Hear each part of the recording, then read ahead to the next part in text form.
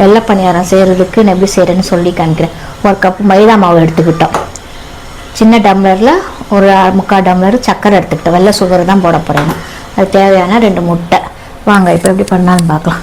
மைதா மாவை இதில் கொட்டலாம், சர்க்கரையே இதில் போட்டலாம். ஒரு சிட்டிக்கு உப்பு போடுறீங்க, அப்போ தான் கொஞ்சம் இனிப்பு ஜாஸ்தி. ரொம்ப போடாதே, உப்பு ஒரு சிட்டிக்கு உப்பு போட்டுக்கோங்க. எப்பயுமே நான் என்ன சொல்வேன் உங்கள்கிட்ட, நல்லா கிளறி விட்டுக்கிட்டு இப்படி சர்க்கரை மாவு நல்லா மிஸ் ஆகிற மாதிரி நல்லா கிளறிக்கோங்க.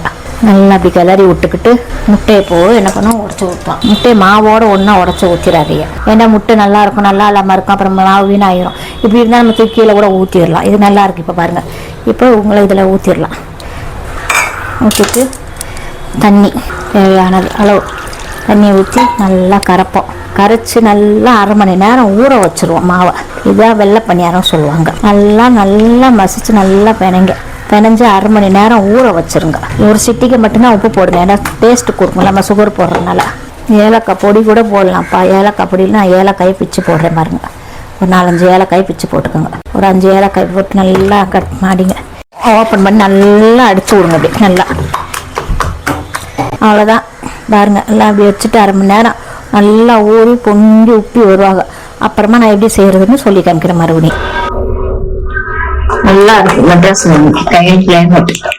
நல்லா சூடா பணியாரம் சாப்பிட்டுட்டு நல்லா இஞ்சி டீயை போட்டு குடிச்சிட்டு செம்மையா இருக்கும்.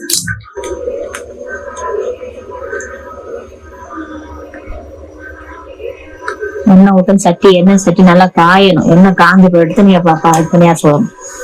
போதும் எண்ணெய் எண்ணெய் காஞ்சிச்சான்னு பார்ப்போம். காஞ்சிடுச்சு. கை நல்லா தண்ணியில் நினைச்சிட்டு குட்டி குட்டியா அழகா ஊற்றும்.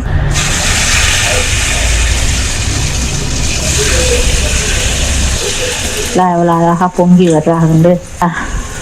கிளைமேட்டுக்கு நல்லா இருக்கு. இப்படி சுட்டு சூடா போட்டு சாப்பிட்டு ஒரு இஞ்சி டீ அடுப்பில் வச்சிருக்கேன். இஞ்சி டீ போட்டு நல்லா குடிக்கலாம். பசங்க லீவில் இருக்கும்போது இந்த மாதிரி செஞ்சு கொடுங்க. அழகா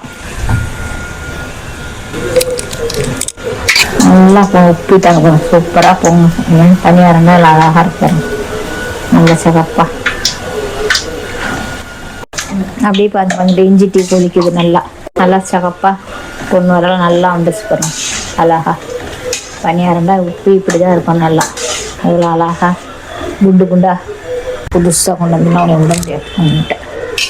அப்புறம் டெவனிங் வேணும். லைக் பண்ணுங்க, பிடிச்சா ஷேர் பண்ணுங்க, சப்ஸ்கிரைப் பண்ணுங்க. எதுவுமே பண்ண மாட்டேங்கிறீங்க. வீடியோ மட்டும் பார்த்துட்டு அல்லாஹோண்டு இருந்துருவீங்க. இதுனா நியாயமா உங்களுக்கு? நீங்களா இது பண்ணாதானே எனக்கு ரொம்ப சந்தோஷமா இருக்கும்.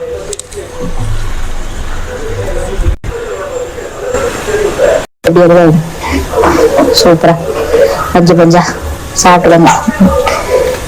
பாருங்க இஞ்சி டீ. இன்னைக்கு சென்னையில் கிளைமேட் நல்லா இருக்கு, குளுகுளுண்டு. அதுக்கு எதமான பணியாரம் இஞ்சி டீ.